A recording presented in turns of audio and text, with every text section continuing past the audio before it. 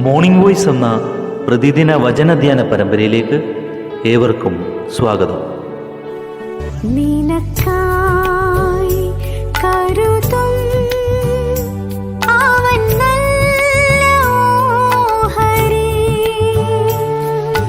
കഷ്ടങ്ങളിൽ നല്ല തുണയേശു, കണ്ണുനീരവൻ തുടയ്ക്കും.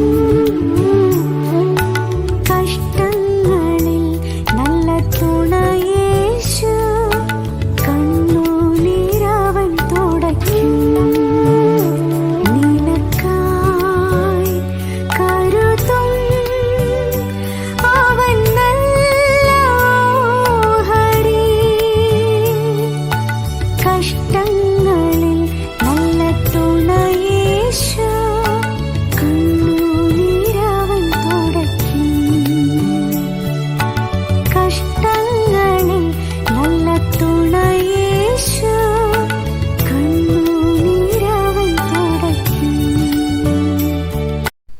ഇന്ന് നമ്മോട് ധ്യാനചിന്ത പങ്കുവയ്ക്കുന്നത് സുവിശേഷകൻ ബെൻസിക് മിറാൻഡ, തിരുവനന്തപുരം. പ്രാർത്ഥനയോട് ശ്രവിച്ചാലും. മോർണിംഗ് വോയിസിലേക്ക് എല്ലാവർക്കും സ്വാഗതം. എല്ലാ പ്രഭാതവും നാം വളരെ പ്രതീക്ഷയോടുകൂടെ പുതിയ ചില കാര്യങ്ങൾ ഇന്നത്തെ ദിവസം എനിക്ക് നേടാനായിട്ട് സാധിക്കും, എന്നെക്കൊണ്ട് ചിലത് ചെയ്യാനായിട്ട് സാധിക്കും, അങ്ങനെ പ്രതീക്ഷയോടുകൂടെയാണ് നമ്മുടെ ദിവസം നാം ആരംഭിക്കുന്നത്. എന്നാൽ പൊതുവെ നമ്മുടെ മനസ്സിൻ്റെ ഒരു പ്രത്യേകത എന്നുള്ളത് ആദ്യത്തെ ചില മണിക്കൂറുകളിൽ വളരെ ആക്റ്റീവായി നമ്മുടെ തലച്ചോറ് വർക്ക് ചെയ്യുകയും ഏതാണ്ട് ഒരു 10-11 മണിയൊക്കെ ആകുമ്പോൾ പൊതുവെ നമ്മുടെ തലച്ചോറ് അല്പക്കൂടെ ഹെവി വർക്ക്, അതായത് രാവിലത്തെ ആ ഒരു എനർജി ഒരു ഉച്ചയോടടുക്കുന്ന സമയത്ത് കുറയാനായിട്ട് തുടങ്ങും. വൈകുന്നേരം ആകുമ്പോൾ നമ്മൾ ഏതാണ്ട് തളർന്നിരിക്കും. വൈകുന്നേരം ഒരു 6 മണി 7 മണിയൊക്കെ ആകുമ്പോൾ എങ്ങനെയെങ്കിലും ഇന്നത്തെ ദിവസം ഒന്ന് തീർന്നാൽ മതി എന്ന് ചിന്തിക്കും. രാത്രിയിലെ ചിന്ത എന്തായിരിക്കും? രാത്രിയിലെ ചിന്ത എന്നുള്ളത് അന്നത്തെ പകലിലേക്ക് തിരിഞ്ഞു നോക്കിയിട്ട് ഇന്ന് എന്നെക്കൊണ്ട് പ്രത്യേകിച്ച് എഫക്റ്റീവായിട്ടൊന്നും ചെയ്യാനായിട്ട് സാധിച്ചില്ല, എനിക്കൊന്നും നേടാനായിട്ട് സാധിച്ചില്ല എന്ന നിരാശയോടുകൂടെ ആയിരിക്കും രാത്രി ചിലപ്പോൾ ഉറക്കത്തിലേക്ക് പോകുന്നത്. അപ്പോൾ എന്തായിരിക്കും ഇതിൻ്റെ കാരണമെന്ന് ചോദിച്ചു കഴിഞ്ഞാൽ നമ്മളെല്ലാവരും മനസ്സിലാക്കിയിരിക്കേണ്ടത് ഈ ആദ്യത്തെ സമയത്തെ നമ്മുടെ എനർജി അത് ഏറ്റവും ഫലവത്തായ രീതിയിൽ ഉപയോഗിക്കുവാൻ സാധിച്ചാൽ ഒരു പരിധിവരെ നമുക്ക് അന്നത്തെ ദിവസം ഏറ്റവും പ്രയോജനകരമാക്കി തീർക്കാനായിട്ട് സാധിക്കും. എന്നാൽ ആദ്യത്തെ സമയത്തെ നമ്മുടെ എനർജി മാക്സിമം പ്രയോജനകരമായി ഉപയോഗിക്കണമെങ്കിൽ ശുഭചിന്തകളോടുകൂടെ തന്നെ നമ്മുടെ ദിവസം ആരംഭിക്കേണ്ടതായിട്ട് ഉണ്ട്. അതുകൊണ്ട് തന്നെയാണ് ഇത്തരത്തിലെ മോർണിംഗ് വോയിസ് എന്നുള്ള പ്രോഗ്രാമുകൾ നമ്മുടെ പലരുടെയും ജീവിതത്തിൽ ഗുണകരമായി തീരുന്നത്. ഇത് ശ്രവിച്ചുകൊണ്ടിരിക്കുന്ന എല്ലാ മാന്യ സ്നേഹിതർക്കും ഞാൻ പ്രാരംഭമായി നിങ്ങളെ മുക്തകണ്ഠം പ്രശംസിക്കുന്നു, നന്ദി പറയുന്നു.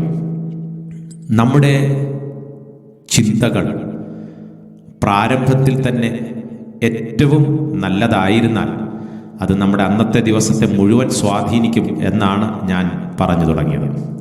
നമ്മുടെ ഹൃദയത്തിലെ ചിന്തകളാണ് അത് പ്രവൃത്തിപഥത്തിലേക്ക് വരുവാൻ ഇടയായി തീരുന്നത്. അപ്പോൾ പുറമേ ഉള്ളവർ നമ്മളെ കാണുന്നത് നമ്മുടെ പ്രവൃത്തി മാത്രമാണ്. എന്നാൽ നമ്മുടെ ചിന്ത എന്താണെന്ന് അവർ കാണുകയും ചെയ്യുന്നില്ല. ചിന്ത ശരിയായാൽ പ്രവൃത്തി ശരിയാകും. ചിന്ത അപകടകരമായി തീർന്നാൽ പ്രവൃത്തി മോശമാകും എന്നുള്ളതിന് സംശയമില്ല. വിശുദ്ധ വേദപുസ്തകത്തിലേക്ക് നിങ്ങളുടെ ശ്രദ്ധ ഞാൻ തിരിക്കുകയാണ്. ഉൽപ്പത്തി പുസ്തകം 4-ാമത്തെ അധ്യായത്തിൻ്റെ 6-ാമത്തെ വാക്യം. കയീൻ ഹാബേലിനെ കുറിച്ചുള്ള ഒരു സംഭവമാണ് ഇവിടെ വായിക്കുന്നത്. കയീനും ഹാബേലും ദൈവത്തിന് വഴിപാട് അർപ്പിക്കുവാനായിട്ട് ശ്രമിക്കുന്നു. എന്നാൽ അതിൽ കയീൻ അനുജനോടുള്ള, തൻ്റെ സഹോദരനോടുള്ള ആ പിണക്കം താൻ പ്രകടിപ്പിക്കുന്ന രംഗമാണ് ഇവിടെ. അപ്പോൾ അവിടെ എഴുതി വച്ചിരിക്കുന്നത്, അപ്പോൾ യഹോവ കയീനോട്, നീ കോപിക്കുന്നത് എന്തിന്? നിന്റെ മുഖം വാടുന്നത് എന്ത്? ഇവിടെ കയീൻ കോപിച്ചെന്തെങ്കിലും വാക്കുകൾ പറഞ്ഞതായിട്ടോ വഴിപാട് സമർപ്പിക്കുവാൻ പോയപ്പോൾ ദൈവം അത് സ്വീകരിച്ചില്ല എന്ന കാരണത്താൽ കയീൻ തൻ്റെ കയ്യിലുള്ള എന്തെങ്കിലും എടുത്ത് എറിഞ്ഞ് തൻ്റെ കോപം പ്രകടിപ്പിച്ചതായിട്ടോ ഒന്നും നാം വായിക്കുന്നില്ല. എന്നാൽ ദൈവം പറയുകയാണ്, അപ്പോൾ യഹോവ കയീനോട്, നീ കോപിക്കുന്നത് എന്തിന്? ഹൃദയത്തിൻ്റെ ഉള്ളിലെ കോപത്തെയാണ് ദൈവം ആദ്യം എടുത്തു പറയുന്നത്. രണ്ടാമത്, നിന്റെ മുഖം വാടുന്നത് എന്ത്? ഹൃദയത്തിൻ്റെ ഉള്ളിൽ ഉള്ള ആ കോപത്തിൻ്റെ അവസ്ഥ മുഖത്തിലൂടെ പ്രകടമാക്കുന്ന ഒരു വ്യക്തിയെ നമുക്കിവിടെ കാണാനായിട്ട് സാധിക്കും. ഹൃദയത്തിൻ്റെ ഉള്ളിൽ നീറിപ്പുകയുന്ന പ്രശ്നങ്ങളുള്ള വ്യക്തി, ഹൃദയത്തിൻ്റെ ഉള്ളിൽ മറ്റാരോടോ വിരോധമുള്ള ഒരു വ്യക്തി തൻ്റെ പ്രകടനത്തിലൂടെ, പ്രവൃത്തിയിലൂടെ പിന്നാലെ അത് വെളിപ്പെടുത്തുന്നു എന്നതാണ് ഇവിടുത്തെ കാര്യമെന്നുള്ളത്.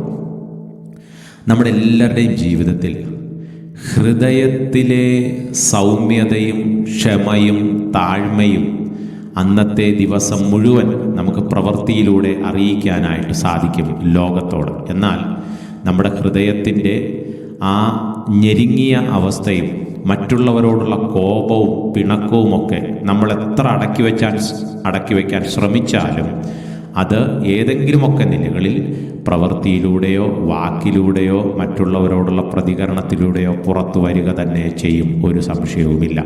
അപ്പോൾ നമ്മുടെ ഇന്നത്തെ ദിവസം നമുക്ക് നമ്മുടെ ഹൃദയം വളരെ ശരിയാക്കിക്കൊണ്ട് ആരംഭിച്ചാൽ നമ്മുടെ ഇന്നത്തെ പ്രവൃത്തികൾ മുഴുവൻ ദൈവസന്നിധിയിൽ പ്രസാദകരമായി റെക്കോർഡ് ചെയ്യപ്പെടും എന്നുള്ളതാണ്.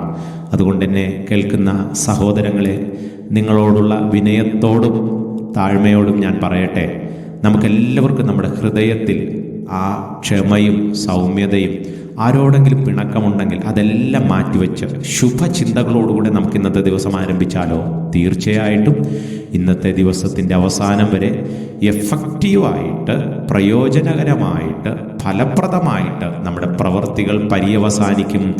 ദൈവസന്നിധിയിൽ അത് റെക്കോർഡ് ചെയ്യപ്പെടും. നീ കോപിക്കുന്നത് എന്തിന്? ദൈവം ഇന്ന് നമ്മുടെ ഹൃദയത്തെയാണ് ആദ്യം നോക്കുന്നത്, പിന്നെ നമ്മുടെ പ്രവൃത്തി നോക്കുന്നുള്ളൂ. നമ്മുടെ ഹൃദയങ്ങളെ നമുക്ക് തന്നെ ഒന്ന് തിരിഞ്ഞു നോക്കാം. നമ്മുടെ ഇന്നത്തെ ആരംഭം എങ്ങനെയുണ്ട്? ദൈവസന്നിധിയിൽ നമ്മെ തന്നെ താഴ്ത്താം ഈ ശുഭചിന്തയോടുകൂടെ. ദൈവമേ, ഞാൻ ഏറ്റവും ആരോഗ്യകരമായ രീതിയിൽ പ്രവർത്തിക്കും എന്ന തീരുമാനമെടുക്കാം. ഒരു ചെറിയ ചിന്ത കയീനിൻ്റെ ചരിത്രത്തെ തന്നെ മാറ്റിമറിച്ചു എന്നതാണ്. വിശുദ്ധ വേദപുസ്തകത്തിൽ ഒരു ചെറിയൊരു ചിന്ത, ആ ചിന്ത വരുത്തിവെച്ച അപകടം എത്രയോ വലുതായിരുന്നു. ദാവീദിൻ്റെ മനസ്സിൽ തോന്നിയ ചെറിയൊരു ചിന്ത, ഒരു സ്ത്രീയെ നോക്കണമെന്ന ചെറിയൊരു ചിന്ത ദാവീദിൻ്റെ ചരിത്രത്തെ തന്നെ മാറ്റിമറിച്ചു. സ്നേഹിതരെ, ഇന്ന് നിങ്ങളുടെ മനസ്സിൽ ദൈവഹിതത്തിന്, വചനത്തിന് വിരുദ്ധമായി ചെറിയൊരു ചിന്ത, അത് നിങ്ങളുടെ ജീവിതത്തെ തന്നെ ചിലപ്പോൾ മാറ്റിയേക്കാം. എന്നാൽ ശുഭകരമായി, ദൈവസന്നിധിയിൽ പ്രസാദകരമായി നമ്മൾ ചിന്തിച്ചാലോ ഏറ്റവും പ്രയോജനകരമായ രീതിയിൽ ദൈവത്തിന് നമുക്ക് പ്രയോജനപ്പെടാനായിട്ട് സാധിക്കും. ദൈവം നമ്മെ സഹായിക്കട്ടെ. ദൈവത്തിൻ്റെ നാമം മാത്രം മഹത്വപ്പെടുമാറാകട്ടെ.